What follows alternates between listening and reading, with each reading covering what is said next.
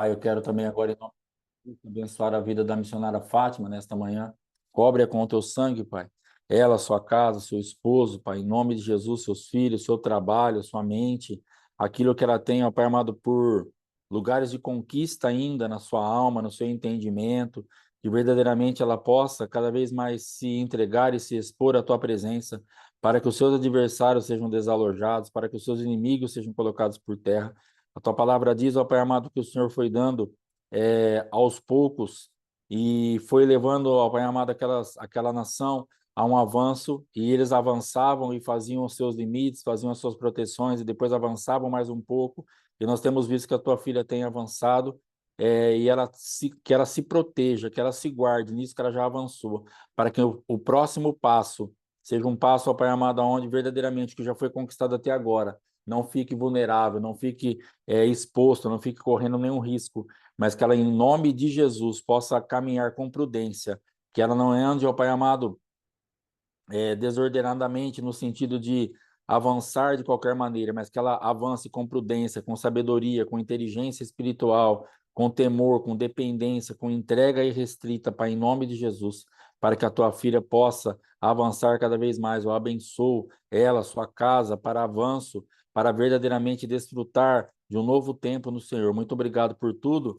que ela tem representado nas nossas vidas, no ministério, que tem nos abençoado, tem nos trazido palavra, tem nos trazido orientações, tem abençoado a nossa vida, Ministério Morro, Paternidade, Oséias, funcionando no corpo, Pai. E assim que o Senhor aguarde e a leve, ó Pai amado, a cumprir a sua missão nessa terra, em todos os lugares que ela tiver. Em nome do Senhor Jesus, eu creio, Pai. E decreto sobre ela, Pai querido, a tua vitória. A vida da irmã Vanessa, Pai, quero abençoá-la nesta manhã e decretar sobre a tua filha também, que ela possa estar desfrutando dessa manifestação do Senhor, que ela possa estar se levantando também e voltando para lugares que talvez ela pensou que não fosse mais para ela, que não tem mais jeito, que não tem mais acesso, mas em nome de Jesus, renova a fé da tua filha, renova a esperança, que haja uma expectativa de mudança, de avanço, de crescimento. Eu abençoo a vida da Vanessa, decreto sobre ela em nome de Jesus, Pai, sobre a mente dela, sobre a alma dela. Vanessa, se aquete em nome de Jesus. Pai, em nome de Jesus, eu quero decretar que o Senhor dê graça para essa mulher, para ela se aquietar, para ela descansar, para ela ter, ó Pai amado, o descanso da fé, em nome de Jesus. Guarda, dá livramento, dá vitória, dá palavra, entendimento, dependência, envolvimento, entrega, em todas as coisas ela esteja descansada no Senhor, em nome de Jesus. Aquietai-vos e sabei que eu sou Deus. Pai, se manifeste a favor da vida dela, em nome de Jesus. Eu quero abençoar a vida do André, da Daiane, esses irmãos, ó Pai, seus filhos, sua casa, seu ministério, sua chamada. Decretar, ó Pai, sobre os teus servos a tua visitação, em nome de Jesus, que verdadeiramente eles possam estar cada vez mais na tua presença, cada vez mais buscando a tua face, cada vez mais sendo supridos, sabendo que verdadeiramente na casa que a casa do Pai é totalmente acessível para eles, que o Pai está completamente disponível, disposto, está querendo se relacionar com eles, que eles não se sintam inferiorizados em nada, que não se sintam é, numa segunda classe. Às vezes os crentes, nós nos colocamos como, fazemos classes, primeira classe, segunda classe, como se nós tivéssemos que realmente respeitar certas coisas para ser ouvido, para ter envolvimento. É lógico que quanto mais nós te buscamos, nós, ó Pai amado, fazemos isso e nos tornamos mais íntimos, mais amigos, mas não porque o Senhor faz dessa forma, nós escolhemos fazer assim. O Senhor não faz acepção de pessoas, nós mesmos começamos a nos separar, nós começamos a nos comparar. Então, tira, ó Pai amado, a vida do André, da Daiane, de toda a atmosfera de comparação, para que eles saibam que o Senhor está completamente acessível, que o Senhor está completamente disposto a se relacionar, a ser amigos, a ser amigo deles, a ter intimidade, que eles não têm nenhum tipo de problema ou de resistência da parte do Senhor, que essas resistências são realmente coisas internas, que muitas vezes o adversário coloca, a nossa cabeça coloca, os nossos sentimentos colocam, mas em nome de Jesus, eu abençoo a vida da irmã Daiane, para que ela entenda que o Senhor está completamente disponível para ela, independente de qualquer coisa.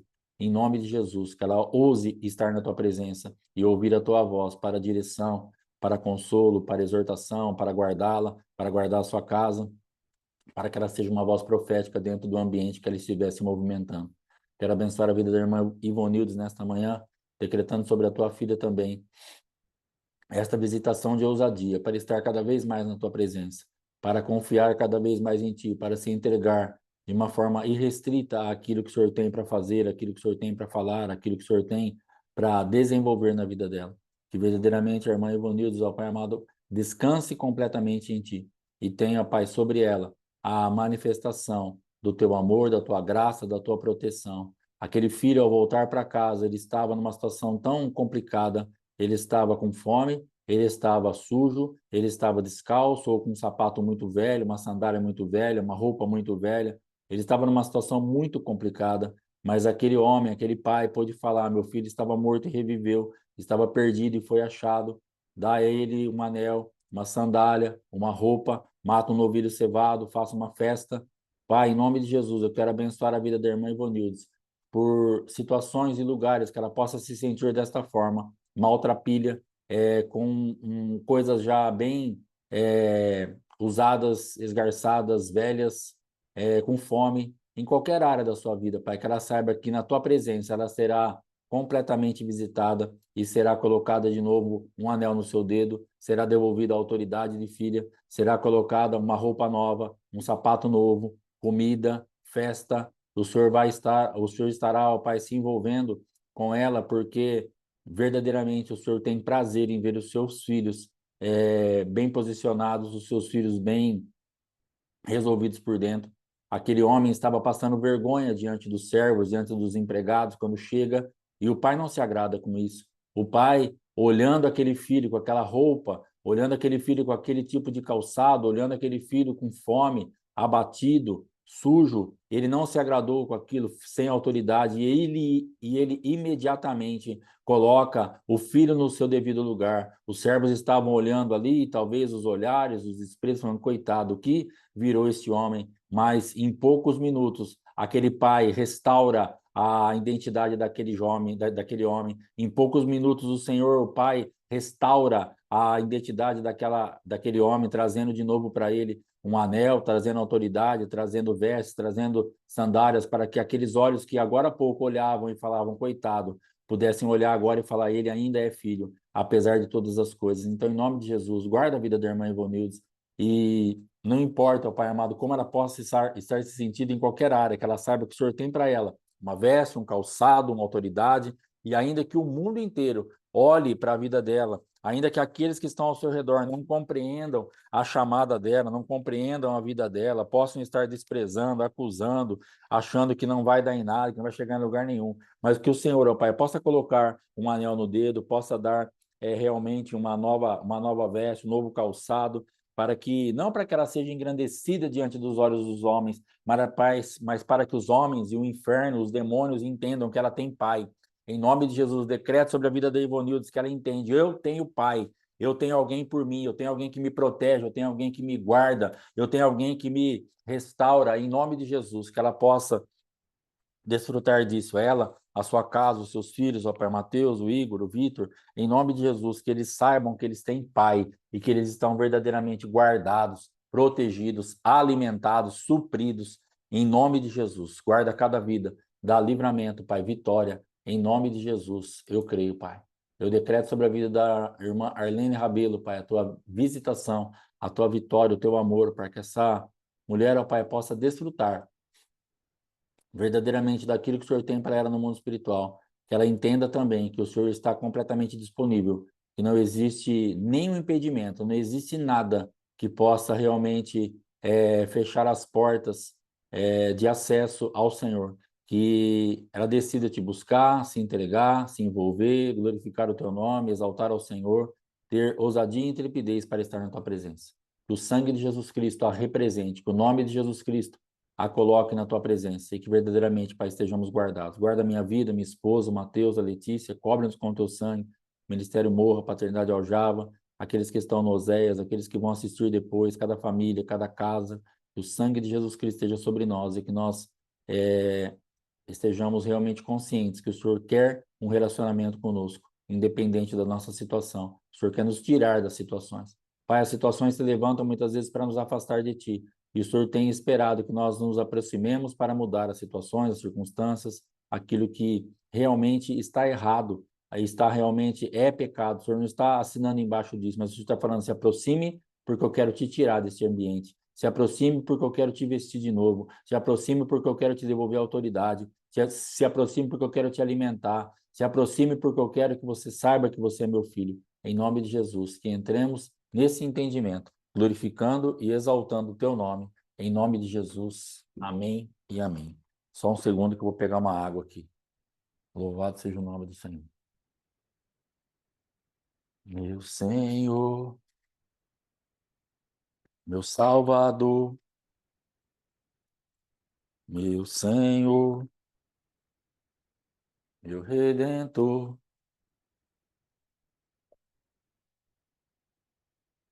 vive para sempre,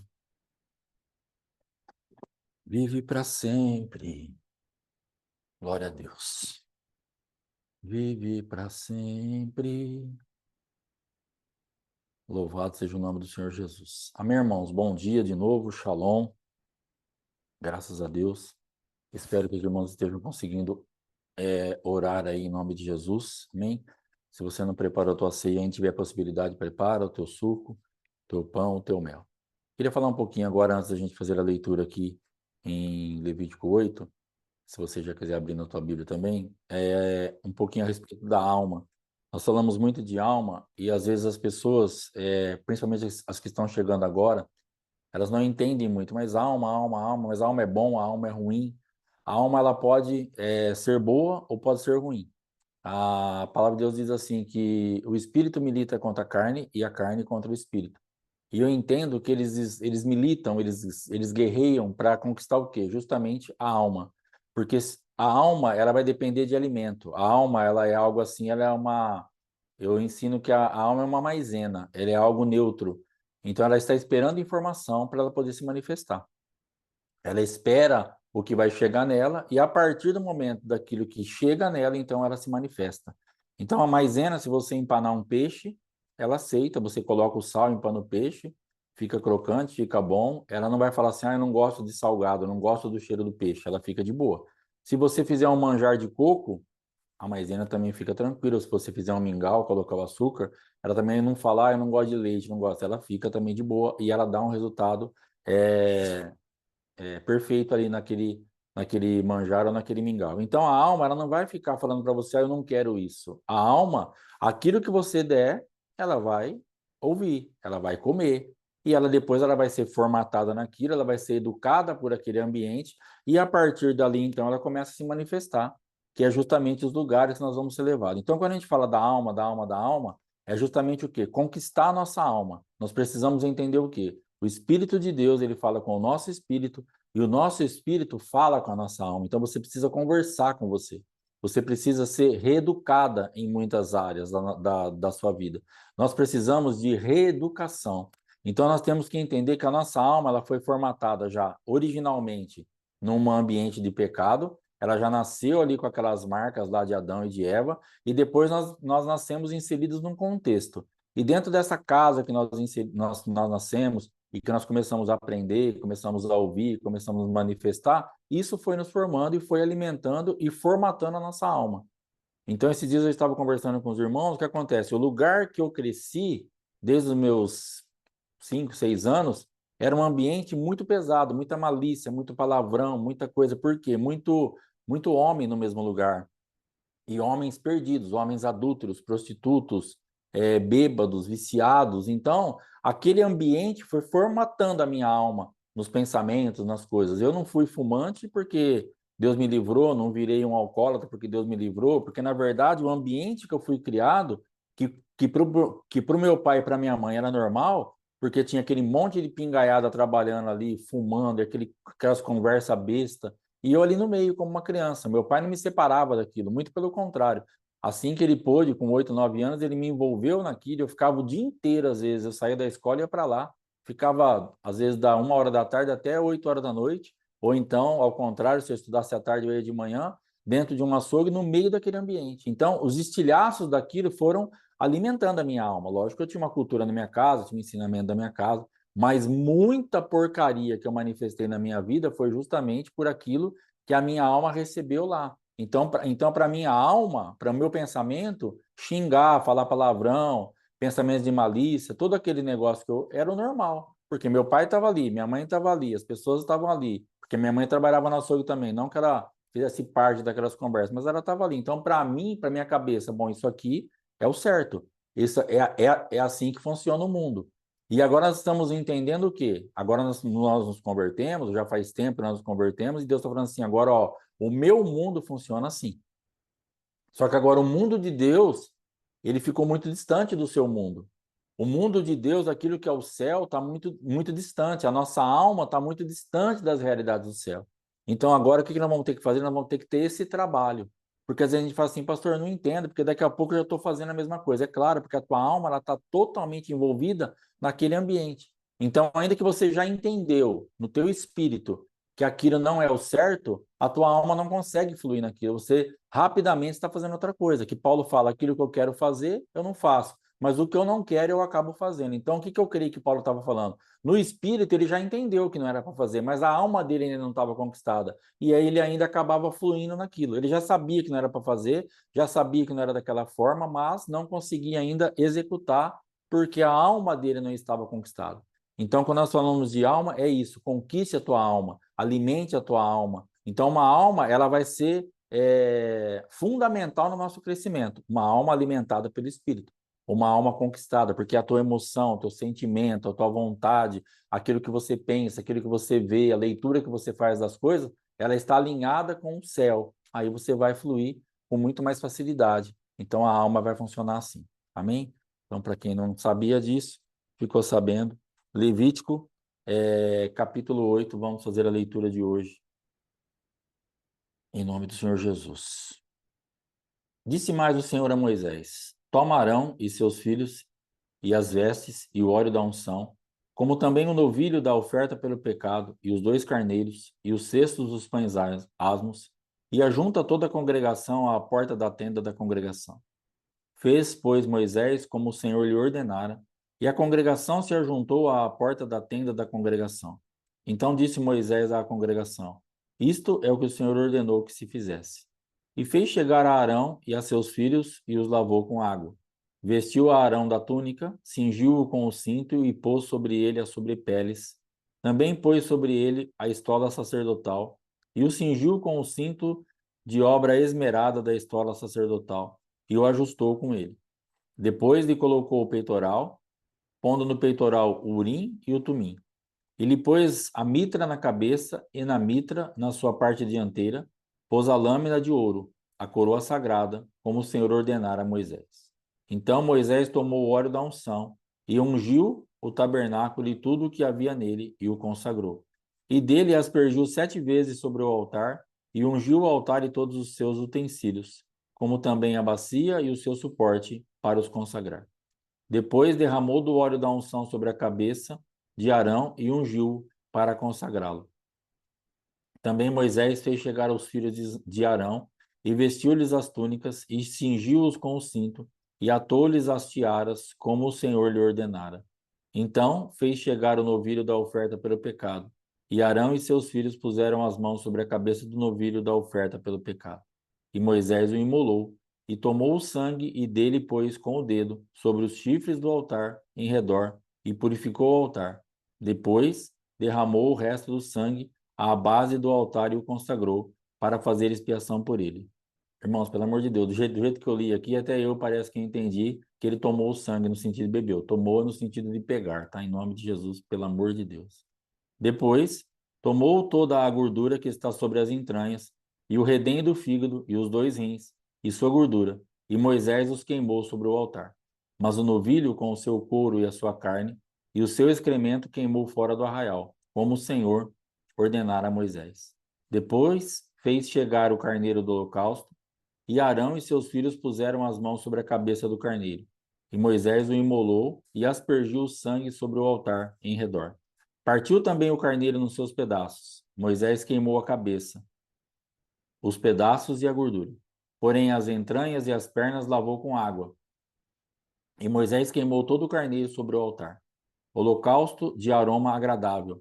Oferta queimada era ao Senhor, como o Senhor ordenara a Moisés. Deixa eu só dar uma olhadinha aqui.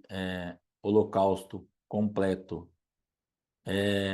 Holocausto era um tipo de sacrifício no Antigo Testamento onde a oferta era completamente queimada no altar, simbolizando total entrega e dedicação a Deus. A ascensão aos céus também é um tema recorrente na Bíblia, representando comunhão e tal, mas assim, o que eu queria falar de holocausto às vezes Deus vai reivindicar das nossas vidas algumas manifestações de uma oferta dessa. É uma oferta, ela é tudo.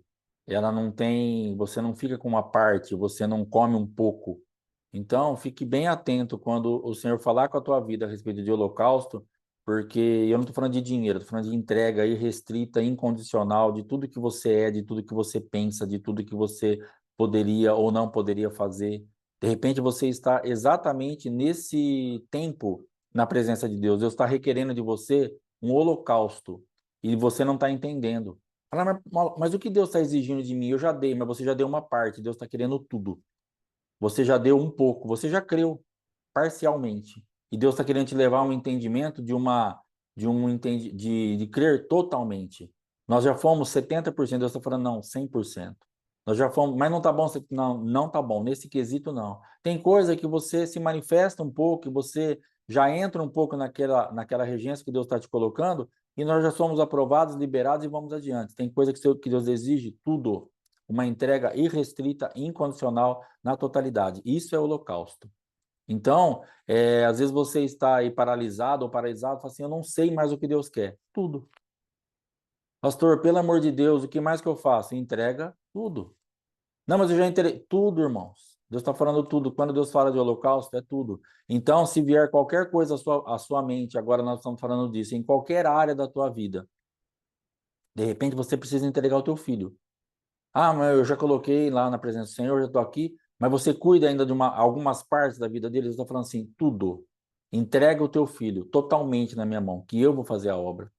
E você entra em desespero, porque você fala, não vai dar. Se eu falo com ele todo dia, se eu estou aqui todo dia e ele não está, meu Deus, mas será que Deus não vai ser mais eficiente, mais capaz, mais responsável do que eu e do que você? E nós temos uma dificuldade tremenda de entregar tudo. Então, no trabalho, na família, na igreja, na finança, em todas as áreas que eu te pedi, no casamento, se Deus estiver falando com você a respeito de holocausto, entregue tudo. É isso que está faltando. Porque, irmãos, nós vamos ter que decidir, nós vamos ter que entrar nesse ambiente. Então, não dava para, por exemplo, na nossa chamada aqui em casa, eu ficar um pouco na obra, um pouco cortando carne, um pouco. Deus requereu tudo. E Deus requereu tudo no momento que eu não tinha nada. Deus vai requerer muitas vezes de você um tudo no momento que você não tem nada. O que é não ter nada? Você não tem um respiro. É agora. Eu não tinha um sustento para 90 dias. Senão, para mim, seria fácil. Bom, já tenho um sustento para 90 dias, Deus está requerendo tudo, eu vou entrar só na obra, mas eu tenho 90 dias. Daqui a pouco as coisas começam. Não, foi agora. Deus requereu tudo e fechou todas as portas. Então, entra, holocausto, entrega tudo. Eu não tinha nada. Eu não tinha onde me apegar, eu só tinha coisa para pagar. A minha vida continuava normal, no sentido de obrigação, mas ela foi paralisada no sentido daquilo que eu estava tendo de renda, das coisas que eu vendia, das coisas que eu trabalhava. Então Deus fez brecar seco, holocausto. Então nós passamos por esse período e nós tivemos que entregar, porque senão parcialmente não ia funcionar. Porque o parcial, por que Deus está requerendo o holocausto da sua vida? Porque Ele quer uma fé incondicional. Ele quer um 100% de fé. Ele quer um negócio como Pedro ali que andou sobre as águas. Nós já ouvimos pregação que Deus teve fé, que Pedro teve fé, mas foi uma fé até um ponto. Quando a circunstância ao redor começou, que ele viu aonde ele estava de verdade, ele começou a afundar. Porque a fé dele não era incondicional, não era total, não era irrestrita. E para você continuar andando sobre as águas, você vai ter que crer 100%, entrega total, se despojar completamente de você. Pedro não se despojou completamente da natureza humana, por isso ele andou um pouco, porque a fé dele foi até um pouco. O entendimento dele para andar sobre aquelas águas foi até um pouco. Você já está andando sobre as águas, pastor, mas eu já estou andando sobre as águas. Mas agora Deus quer que você continue andando sobre as águas, apesar do vento contrário, apesar das adversidades, para manifestar um holocausto, uma entrega total. Amém? Em nome de Jesus. Então fez chegar o outro carneiro, o carneiro da consagração. E Arão e seus filhos puseram as mãos sobre a cabeça do carneiro. E Moisés imolou e tomou do seu sangue e o pôs sobre a ponta da orelha direita de Arão, e sobre o polegar da sua mão direita, e sobre o polegar do seu pé direito. Também fez chegar os filhos de Arão, pôs daquele sangue sobre a ponta da orelha direita deles, e sobre o polegar da mão direita, e sobre o polegar do pé direito, e aspergiu Moisés o resto do sangue sobre o altar em redor. Tomou a gordura e a cauda, e toda a gordura que está nas entranhas, e o redenho do fígado, e ambos os rins, e a sua gordura, e a coxa direita. Também do cesto dos pães asmos que estava diante do Senhor. Tomou um bolo asmo, um bolo de pão azeitado e uma obreia, e os pôs sobre a gordura e sobre a coxa direita. E tudo isso pôs nas mãos de Arão e de seus filhos, e o moveu por oferta movida perante o Senhor. Depois, Moisés o tomou das suas mãos, e o queimou no altar sobre o holocausto. Era uma oferta da consagração, por aroma agradável, oferta queimada ao Senhor. Olha o que nos irrita aqui, ó. O Senhor pede uma oferta, um holocausto, uma oferta total, e é para ele como aroma suave. Entendeu? Você está se rasgando, você está se matando, você está desesperada, desesperado, e para Deus está assim, ó. Ai, que cheiro gostoso. Isso te irrita. Mas para ele, o que acontece? Por que é um cheiro gostoso? Porque ele está gostando do seu sofrimento? É um cheiro gostoso porque ele está tendo prazer em você, que está decidindo entregar tudo. Então, para ele, quando nós decidimos entregar tudo, é um aroma suave. É um cheiro suave, porque ele fala assim, graças a Deus, graças a mim mesmo, que o meu filho decidiu entregar tudo. E isso é para mim como um aroma suave, porque agora você está liberado para avançar. Então entenda que essa entrega total, que para Deus é um aroma suave, que você pode ler isso aqui e falar assim, eu estou aqui me matando e para Deus é agradável. E ele não pensa em mim, ele é agradável porque ele está pensando em você e em mim. Justamente por isso esse holocausto, essa entrega total, para ele se torna agradável, porque ele sabe que nesse ambiente você foi aprovada e aprovado e vai ter avanço. Então não fica triste, irritada, irritado, porque Deus está se agradando da sua entrega total, porque isso é para nosso avanço. Ele está se alegrando com a nossa vitória. Ele está realmente fazendo o que está escrito na Bíblia. Vou me alegrar com os que se alegram e chorar com os que choram. Então, ali naquele momento, mas eu estou chorando, pastor, e ele está se alegrando, mas você está chorando porque você está na carne. Apesar de você estar manifestando algo no espírito, mas você está fazendo aquilo no espírito por fé, mas ainda você está com medo, porque a tua alma não está conquistada. Aí nós vamos voltar lá no assunto do começo. Se você entrar no holocausto, no espírito, com a tua alma conquistada, você vai entregar tudo e vai ficar tranquilo. Porque foi quando o dia que eu conversei com a missionária Fátima, eu estava numa guerra tremenda e Deus falou comigo assim, a gente conversando, e eu falei para ela na verdade, e Deus falou comigo imediatamente: o altar é responsável por você. Acabou. Ali acabou o meu problema. Ali, aquilo que era, ainda eu tenho uma dificuldade no sentido assim de tomar posse totalmente desse novo estilo de vida, de estar só na obra. Isso eu tenho confessado aqui como uma fraqueza. É difícil, mas aquele desespero que eu tinha acabou. Aquela coisa que eu tinha, meu Deus, o que que vai dar? Acabou. O altar é responsável por mim. A partir do momento que você tem uma palavra e a tua alma é formatada dentro daquela palavra, o holocausto para você não vai ser mais um sofrimento, vai ser agradável para Deus e agradável para você também. Só que até aquele momento eu estava obedecendo, eu estava fazendo, eu estava entregando tudo. Mas ainda para mim, na minha alma e na minha carne, estava difícil. Eu estava parecendo que eu estava bem desse jeito mesmo. Para Deus está sendo agradável, mas Ele não está nem aí com o meu sofrimento. Ele estava aí com o meu sofrimento. Ele só estava querendo alinhar minha vida para eu ficar alinhado com o céu, para entender o que Ele estava fazendo. Por que estava sendo agradável para Ele? Porque eu estava sendo aprovado. E quando a minha alma entendeu isso, o altar é responsável por você, que eu entrei na mesma linha de raciocínio que Deus estava, eu fiquei descansado. Aí, para mim, o holocausto também foi um aroma agradável. Então, Deus quer te levar nesse entendimento, uma entrega total e restrita, onde o teu espírito já está fazendo, a tua alma já foi informada disso, você entra no descanso, e aí sim você vai conseguir se alegrar com Deus. Ainda que você entregou tudo, ainda que a tua rota, porque a minha rota, irmãos, tomou um rumo totalmente diferente. O que eu estou fazendo hoje, o que eu estou, totalmente contrário do que eu planejei, do que eu projetei. Totalmente. Eu não tinha nada a ver com isso que eu estou fazendo. Eu queria, sim, acertar meu casamento, queria acertar minha vida espiritual, poderia até voltar a pastorear de boa, né, com uma certa restrição, também não era muito o que eu buscava, não. Sinceramente, você sabe o que eu buscava? Eu queria acertar meu casamento, acertar minha vida espiritual e estar numa igreja congregando, auxiliando alguém, talvez um diácono de novo, que eu servi muito bem de diácono, é um tempo assim, que para minha vida, eu creio que eu fui muito aprovado por Deus. Até de diácono eu já fui ordenado a pastor depois lá na frente, porque eu creio que os homens fecharam as portas. Entenda isso também. Às vezes você está em alguns lugares, em alguns momentos da sua vida, pastor, os homens estão fechando a porta. Não se preocupa.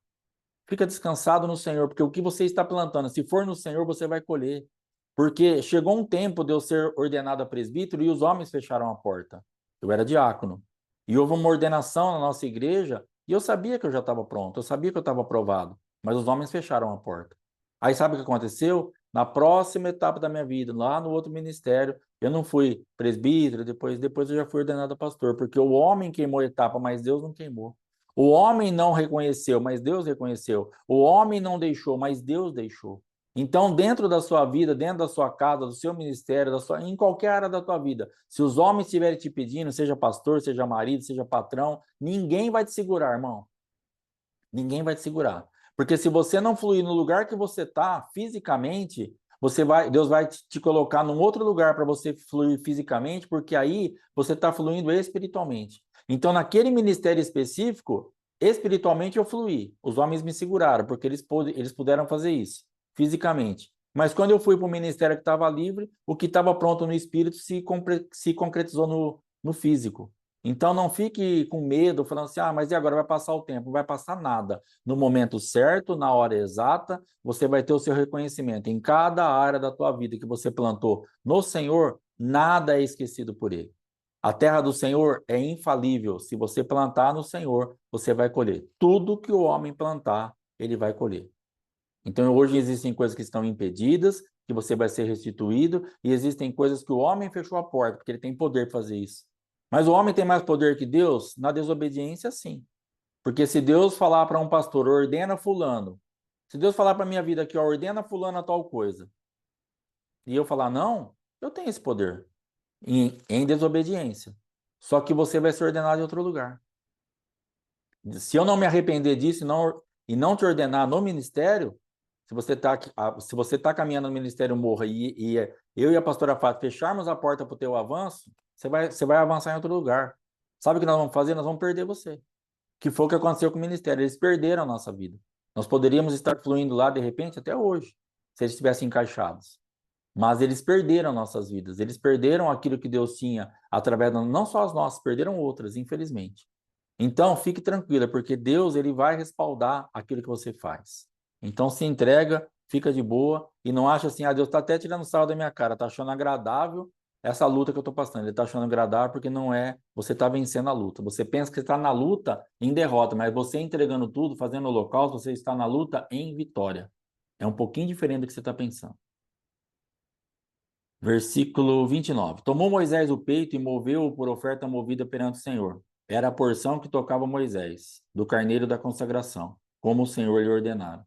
Tomou Moisés também do óleo da unção e do sangue que estava sobre o altar, e o aspergiu sobre Arão e as suas vestes, bem como sobre os filhos de Arão e as suas vestes, e consagrou a Arão e as suas vestes, e a seus filhos e as vestes de seus filhos.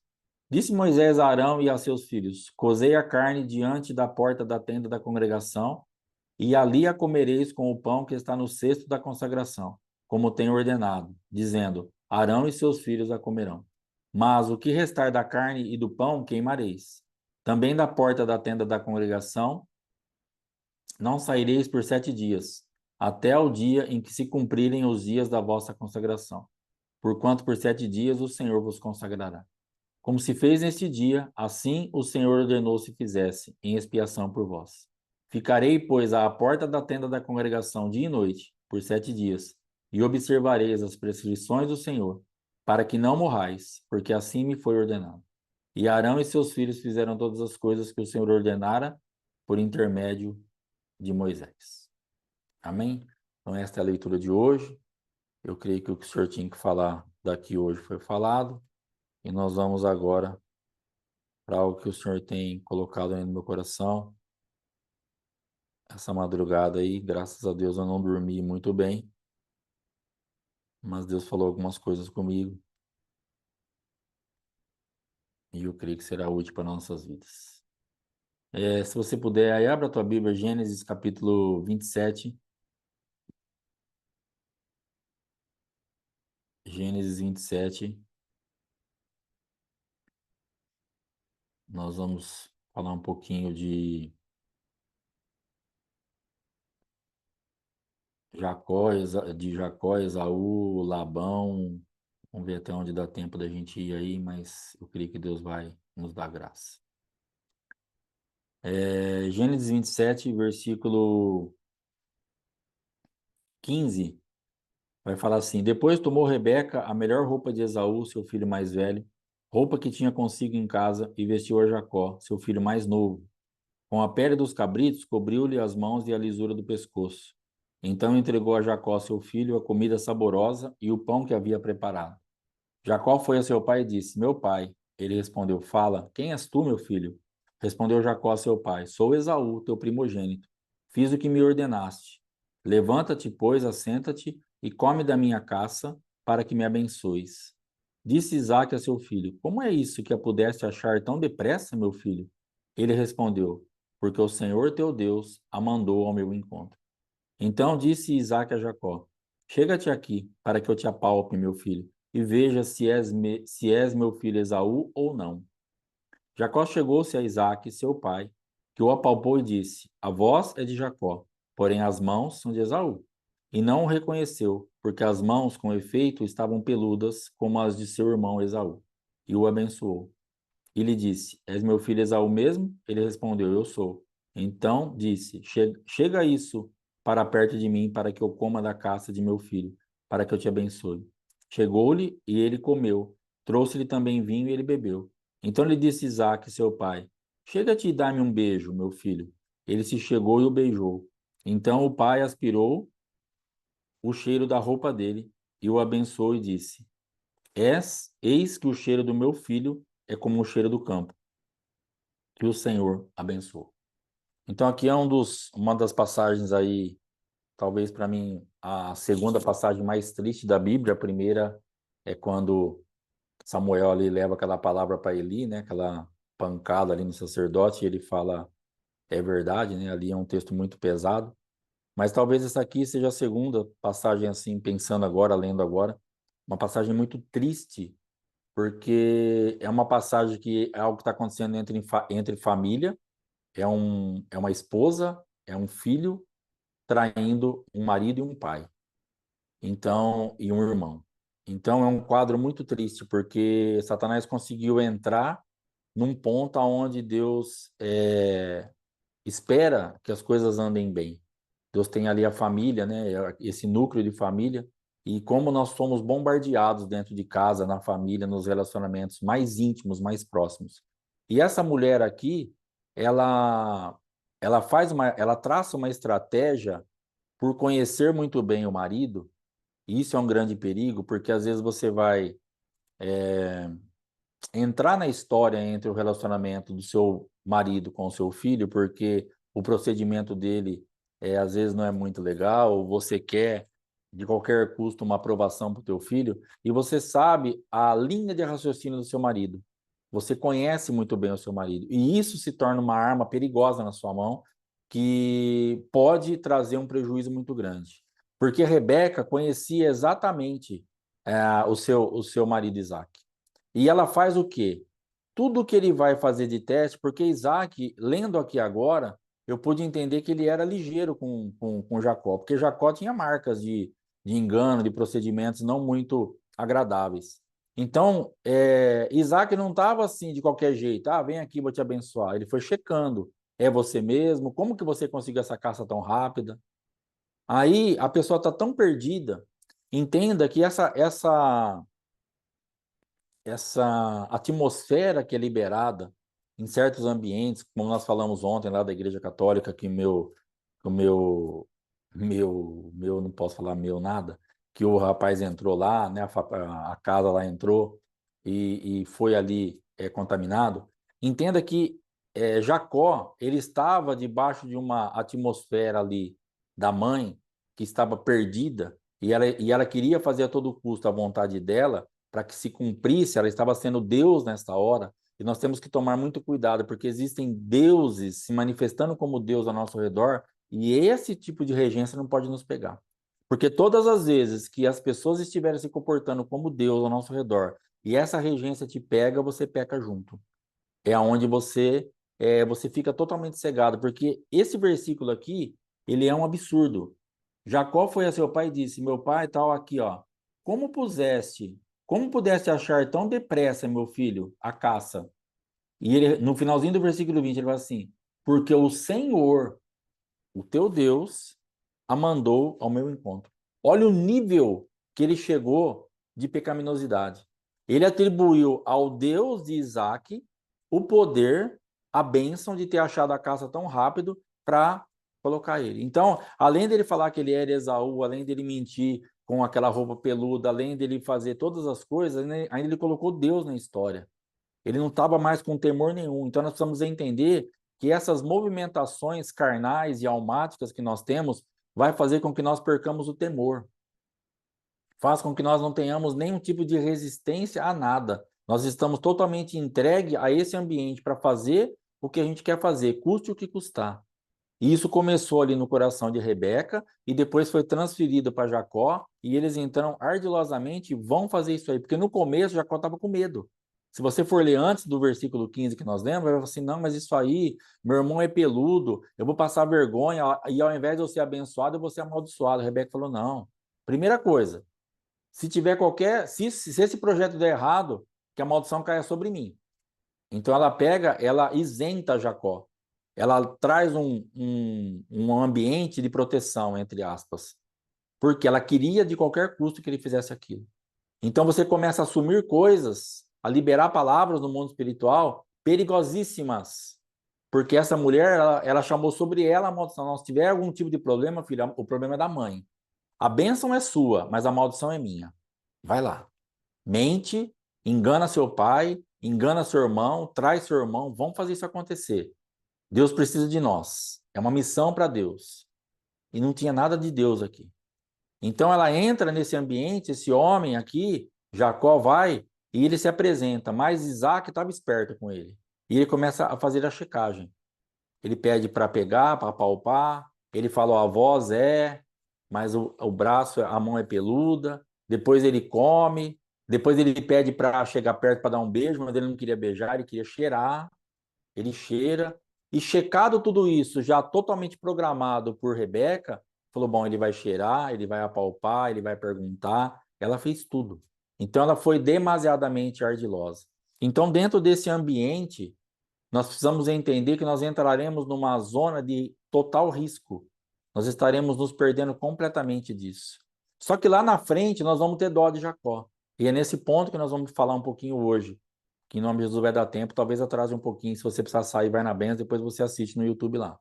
Então, dentro dessa manifestação, eu creio que lá na frente a gente começa a ter dó, que é o que você pode estar tendo hoje da sua alma não conquistada, da sua carne, daquilo que está ao seu redor, de você mesmo. Porque lá na frente agora, depois que nós nos posicionamos, porque Jacó lá na frente, nós vamos ler daqui a pouco, aí ele se posicionou, aí ele começou a trabalhar, aí ele cuidava lá das ovelhas, de dia e de noite era consumido, de dia pelo sol, à noite tinha as feras, se perdia, era ele que pagava. Labão mudou o salário dele 10 vezes. Nós falamos: ai, coitadinho de Jacó. Mas nós vamos entender que tinha um contexto por trás aqui. Então nós precisamos entender que hoje certas coisas que estão acontecendo na nossa vida tem um contexto por trás disso, que nós vamos ter que acabar com esse contexto em arrependimento e no encontro com Deus, ter o nosso Val de Jaboque e realmente mudar a nossa rota, porque senão nós vamos estar achando que Deus é injusto. Mas do que se queixa o homem? Lamentações está escrito: do que se queixa o homem? Queixa dos seus próprios pecados. E também está escrito que o teu pecado certamente achará. Lá tem uma lista, ó, faz isso, isso, isso e isso. Chega no versículo 23, eu vou ler aqui para você, para a gente entender. Chega no versículo 23, Moisés está falando assim: ó, se você não fizer assim, teu pecado vai te achar. Então tá aqui, versículo 23. Porém, se não fizerdes assim, Números 32, 23. Depois você lê para cima um pouquinho. Mas está falando aqui, porém, se não fizerdes assim, ou seja, tem uma rota de Deus. Eis que pecastes contra o Senhor, e sabei que o pecado vos há de achar. Então, lá na frente, aonde Jacó estava passando por tudo aquilo, depois lá na casa de Labão, com tudo aquilo que ele passou, nós vamos ver que tinha um contexto, foi aleatório, o pecado estava só achando ele. E do que ele estava se queixando ali? Ai, que Labão é isso, o seu pai, sei o quê, mas ele deveria estar se queixando dos seus próprios pecados. Quando ele foi se encontrar com Deus para limpar o mundo espiritual, acabou o problema dele. Por isso nós temos falado, vai se arrepender, vai limpar a tua vida, vai limpar a tua genética, se arrepende pelos seus pecados, se arrepende pelos pecados geracionais, se arrepende pelos seus antepassados. Porque essa mãe tinha um pecado. No Val de Jaboque, ele foi visitado por isso. E eu creio que ali foi espiritual, aquilo que ele herdou, aquilo que ele pegou, toda aquela atmosfera de engano, de traição a pai, a irmão, fez, foi limpo o mundo espiritual. Hoje, na minha vida e na tua vida, você fala assim, pastor, mas eu não sei mais o que está faltando. Um encontro para arrependimento, porque você está se queixando de algo, mas é só o teu pecado que está te achando. Porque hoje você já se posicionou, mas agora eu estou fazendo as coisas, agora está fluindo. Tá, mas o que você deixou em aberto? Acertou? É isso que está te achando. Não é agora. Agora parece injusto, porque você está fazendo as coisas e não chega em lugar nenhum. Mas agora você vai ter que dar uma olhadinha para trás. Vira um pouquinho a cabeça e dá uma olhadinha. Fala, ficou de buraco lá atrás. Porque o solavanco que você está levando agora não é pela estrada que você está fazendo no momento, é pela estrada que você fez lá atrás. Isso que nós estamos passando não é por causa de agora. Agora tá tudo certinho, pavimentando certinho, passando as camadas de... Agora tá um tapete. Era para pisar o carro, mas tá aquela buraqueira, aquele negócio. Por quê? Por causa da estrada do passado. Então nós vamos precisar dar uma olhadinha para trás. Vamos para frente um pouquinho aqui, agora Gênesis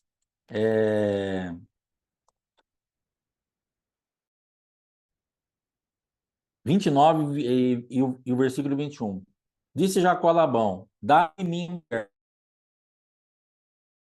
ela. Reuniu, pois, Labão todos os homens do lugar e deu um banquete. À noite conduziu a Lia, sua filha, e a entregou a Jacó, e coabitaram.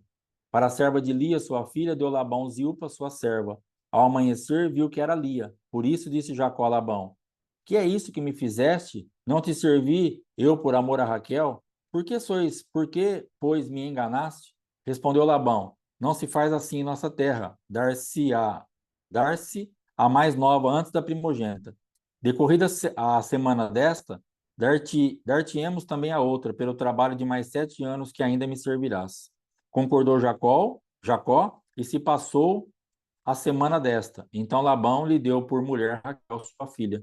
Para a serva de Raquel, sua filha, deu Labão a sua serva Bila, e coabitaram, mas Jacó amava mais a Raquel do que a Lia, e continuou servindo a Labão por outros 7 anos.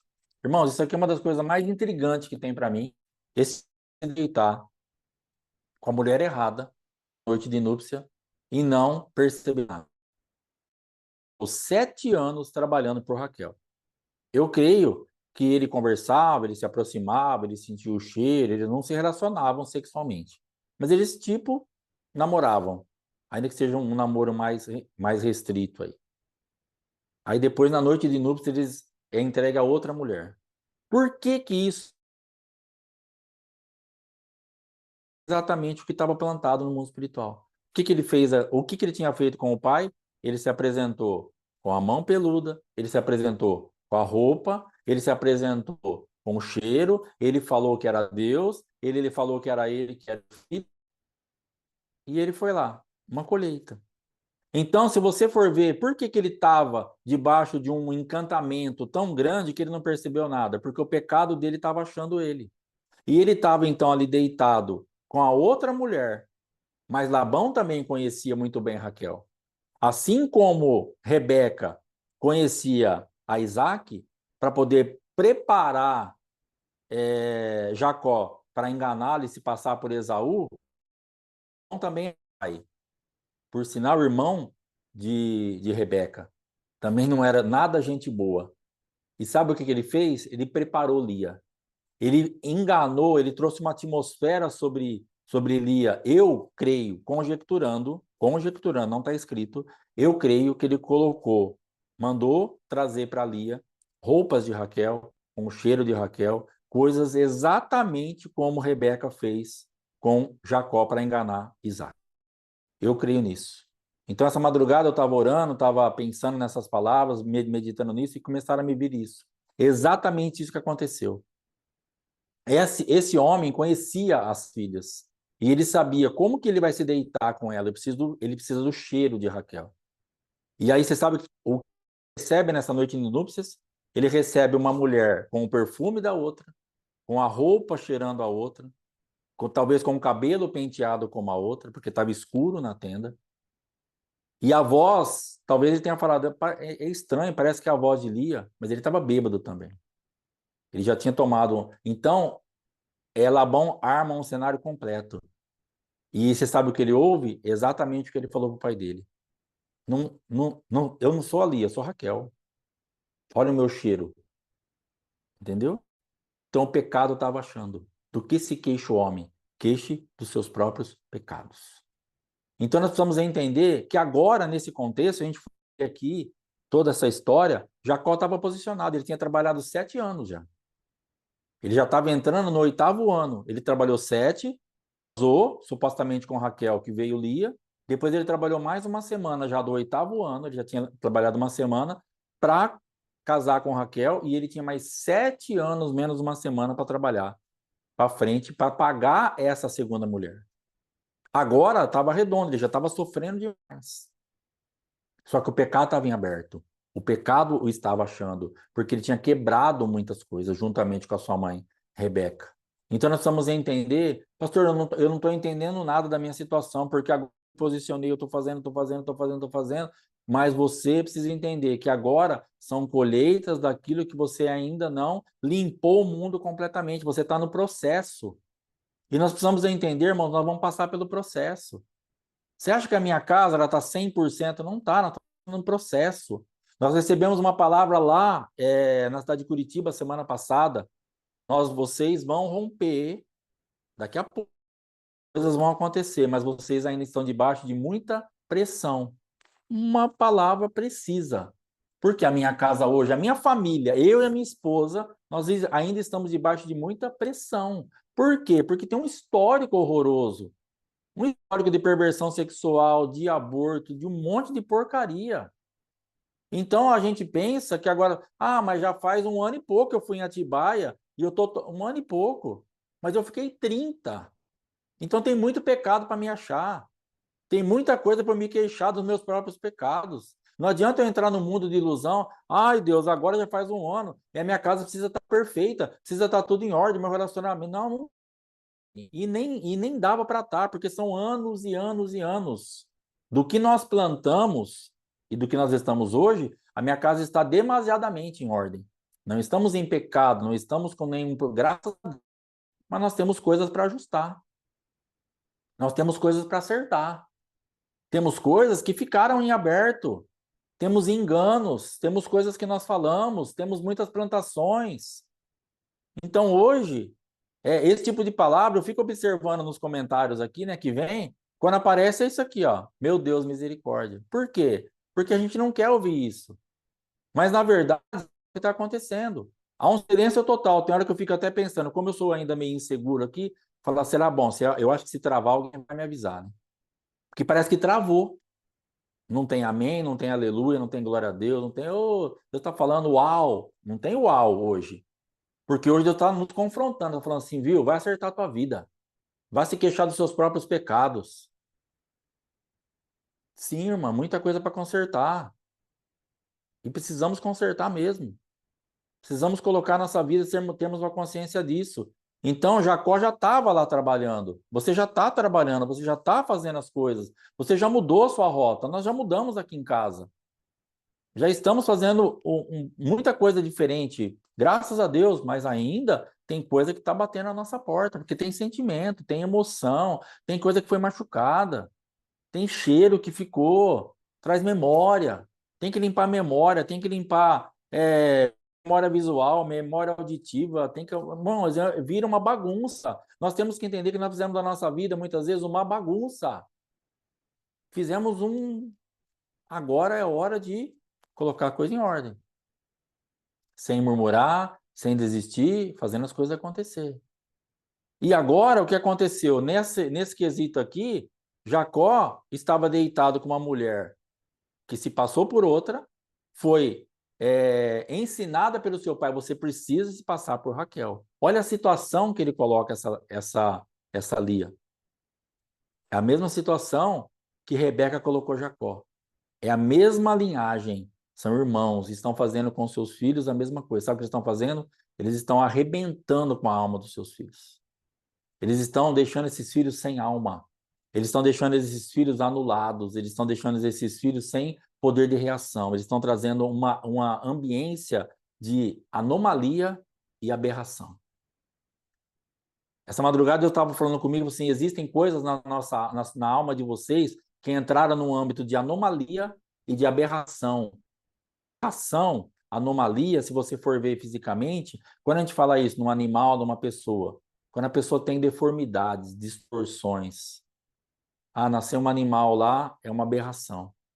Nasceu uma criança, ó, é uma aberração, é uma anomalia. Por quê? Saiu fora. Não tem um olho, não tem. A minha esposa trabalhou no lugar em Bauru, crianças que nascem ao céu da boca, crianças que são anomalias, são aberrações. Nasce torto, nasce com o olho, sei lá, coisas horríveis. Por quê? E isso acontecendo na alma de Jacó, e agora, por consequência, Labão, com a sua atitude, fez que numa noite de núpcias, vamos colocar aí da meia-noite às 4 da manhã, para pôr uma noite de núpcias bem longa, em 4 horas, ele arrebenta com duas mulheres ao mesmo tempo. Uma numa tenda e a outra lá fora. Uma chorando aqui dentro e a outra chorando lá fora. Porque uma chorava aqui dentro, apesar de estar se relacionando com o homem que ela amava, com o homem que ela queria, ela sabia que, não é, que ele não estava se relacionando com ela. Lia se relacionava com Jacó, mas Jacó estava se relacionando com Raquel. E ele teve que se passar por Raquel. Então, a alma dela deitada com o homem que ela queria. E a outra que estava lá fora, que queria estar no lugar dela, mas que o pai dela não deixou, estava sendo ela lá fora, chorando lá. Na noite de núpcia dela, que o corpo era da irmã. E ela chorando lá fora. Então, duas almas sendo arrebentadas ao mesmo tempo por um pai egoísta, sem vergonha, safado, que arrebentou a vida dessas mulheres. E deixou-as num ambiente de totalmente sem alma. Deixou-as num ambiente de abandono, de frustração, de fracasso, que é o lugar que eu e você entramos em muitas áreas, porque nós fomos arrebentados, estraçalhados, a nossa alma foi moída. Nós não esperávamos aquilo. Raquel nunca jamais, em tempo algum, ela esperava aquilo. Ah, mas tinha a cultura, ela foi muito ingênua. Eu não sei o que ela pensou, mas alguma coisa a pessoa, você nunca vai pensar que seu pai vai pegar a sua irmã, por ser mais velha, ainda que seja tradição, sem avisar nada, na noite de núpcia, colocar a sua irmã dentro da tenda com seu marido, que trabalhou por você 7 anos. Quando que você pensar isso? Quando que Raquel pensou isso?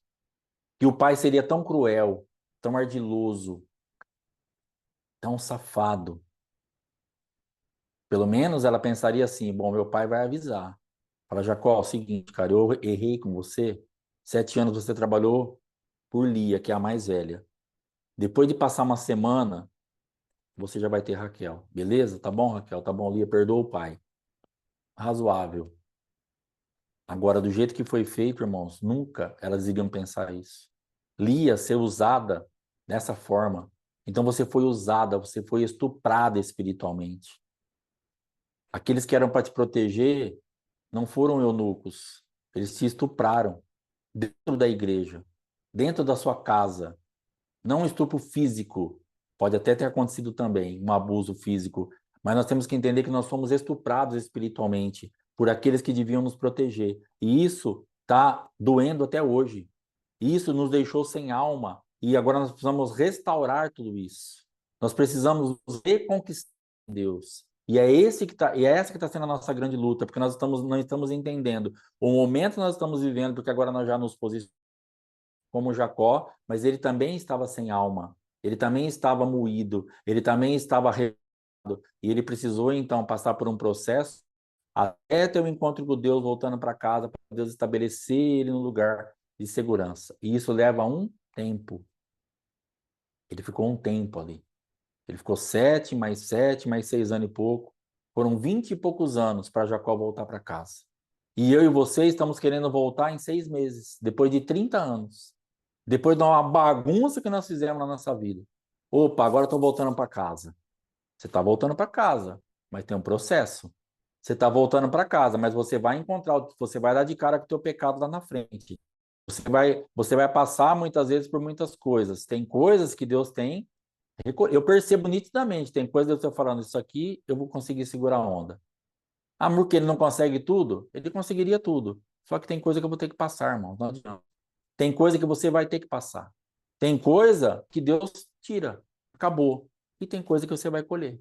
Tem coisa que você vai ter que passar. Então não adianta, no mundo do que eu fui, o nível de crueldade que eu agi por 30 e poucos anos com a minha esposa, não dá para passar isento na colheita. Não tem como. Não por causa de Deus não ser, porque ele estaria infringindo as palavras. Então tem coisa, Alexandre, isso aqui você vai ter que aprender, isso aqui você vai ter que colher, teu pecado te achou aqui, você se queixa então dos seus próprios pecados, não vem reclamar de mim, que agora você se posicionou, que agora isso e tal. Irmão, não adianta falar isso. Ai, Deus, agora eu tô aqui, agora não, não sou bonzinho não, irmão, não se iluda. Não pense que você é boazinho agora. Você precisa pensar em tudo, pega todo o histórico. Não desconsidere o histórico, nem o bom, nem o ruim. Pense em tudo. E aí você vai conseguir levar a sua vida mais tranquila. Você vai parar de achar Deus injusto, você vai parar de achar que Deus realmente assim não está cumprindo a promessa dele. Deus está cumprindo a promessa dele na minha vida, na minha casa, cabalmente. Só que está dando trabalho. Está dando, nós temos que nos empenhar em fazer a coisa acontecer. Mas Deus está cumprindo. Até mais do que eu esperava, para te falar a verdade.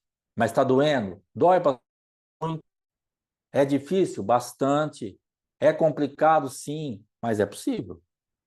Dá para fazer, você vai romper. Só que vai doer, é complicado, é difícil, não é um processo fácil, porque tem um histórico. Então você acha que para Jacó, quando ele acorda no outro dia e dá de cara com a mulher errada, foi fácil para ele. Além de não deitar com a certa, ele deitou com a errada. Foi enganado. Ele sentiu a dor que o pai dele sentiu lá. Ele sentiu o peso da traição que ele fez lá atrás. A mesma coisa. Puxa, mas o cheiro era de Raquel. Ela tentou imitar a voz de Raquel. Ela falou que era Raquel. Eu falei para ela, você não é Lia? Não, não, sou Raquel. Como seria Lia? Como foi tão rápido a tua caça? O Senhor teu Deus preparou para mim. Você é mesmo Esaú? Sou. Me dá um beijo. É o cheiro do meu filho Esaú, o cheiro do campo. Deixa eu te apalpar pelo. Tudo que ele colheu lá na tenda. Apalpou, cheirou, ouviu. Raquel, Raquel, Raquel. Quando amanhece o dia, Lia. Então nós vamos ter que entender que quando amanhecer o dia, nós vamos dar de cara com aquilo que a gente não queria ver. Mas é só, como a irmã pôs aqui, uma colheita. É só algo que Deus precisa fazer com que você passe, para você entender aonde você entrou, o que você fez, o que você proporcionou, a dor que você causou, o ambiente que você se deixou levar por Satanás, pela sua carne, pela sua cobiça, pela sua vontade de dar certo, pela sua pretensão de ser Deus nessa situação. Então, em nome de Jesus, irmão, o convite de Deus para nós hoje, continue no processo. Não pare. Não se ache bonzinho, porque você está fazendo o certo agora. Não ache que você vai ficar sem alma para sempre. Deus vai restaurar a tua vida. Mas essa crueldade que, de um lado Jacó, do outro lado Labão, com essas mulheres, isso aqui foi uma crueldade. Elas viraram o recheio do sanduíche de 2 tranqueiras. A mortadela e a mussarela. Prensada ali, ó. Fica aqui, seus idiotas. Entendeu? Foi isso que aconteceu com elas. O que Raquel e Lia tinham a ver com essa história toda? Um pai tranqueira de um lado e um primo tranqueira do outro. Vem e faz esse sanduíche. E elas ficaram com medo. cortadas, moídas, dilaceradas. Moças virgens esperando um casamento, levando a vida certa e de repente se vê numa berlinda dessa. Mas em nome de Jesus, nós sejamos aí curados, restaurados de ambientes que ficamos sem almas, ficamos feridos, expostos. E agora, se você está fazendo certo, continue nisso aí. Não desanime, não abra mão disso, porque você romper e vai chegar onde você tem que chegar em nome de Jesus. Que o Senhor tenha misericórdia de nós e nos paz. Amém? Pega a tua ceia, vamos ceiar para encerrar, que já ficou bastante tarde. Em nome de Jesus, vamos orar. Pai, em nome de Jesus, eu quero abençoar esse suco, esse pão, esse mel, tua visitação para que nos alimente. Que verdadeiramente possamos ceiar, ó Pai. E que essa ceia nos traga realidades espirituais muito firmes que precisamos nos entregar em holocausto, totalmente. Precisamos nos despojar e nos despir de nós mesmos. Educar a nossa alma de acordo com o céu. E termos consciência que vamos passar por algumas coisas, porque plantamos muito mal. Do que se queixa o homem? Queixe dos seus próprios pecados. E o pecado certamente te achará, se não fizerdes desta forma. E em muitas coisas não fizemos as formas que era para ser feito. E o pecado está nos achando. Mas nós vamos vencer, vamos voltar para casa, porque Jacó voltou para casa. Em nome de Jesus, voltaremos para casa. Eu quero decretar, profetizar, que essa santa ceia nos alimentará, nos trará realidades do céu, para que voltemos para casa, sarados, para que tenhamos um lugar de descanso, um lugar de morada, um lugar onde nós vamos poder produzir, para deixar a herança para os nossos filhos, porque Jacó produziu naquele lugar, e se não for ao Senhor, ele sairia de lá sem nada. Mas graças a Deus por Jesus Cristo, graças a Deus pela presença do Senhor, que tem nos feito produzir, ainda que em terra estranha, mas estamos voltando para casa com um despojo, estamos voltando para casa com alguma coisa. Como Jacó produziu em terra alheia, em terra estranha, mas o Senhor guardou a produção dele, porque o homem teria roubado tudo dele. Mas como nós temos dito já durante essa ministração, não se preocupe com o que o homem vai fazer, se aliance e apega naquilo que Deus vai fazer. Jacó plantou ali e Deus fez com que ele colhesse. Pelo homem ele não colheria nada. Então que estejamos descansados, que se plantarmos no Senhor, sairemos com aquilo que é nosso, porque o homem não tem poder de nos roubar, porque o Senhor vai nos dar, o Senhor vai nos abençoar. Guarda-nos, tenha misericórdia de nós, perdoa nossos pecados e nos alimenta nesta ceia. Em nome de Jesus. Amém. Pode ser.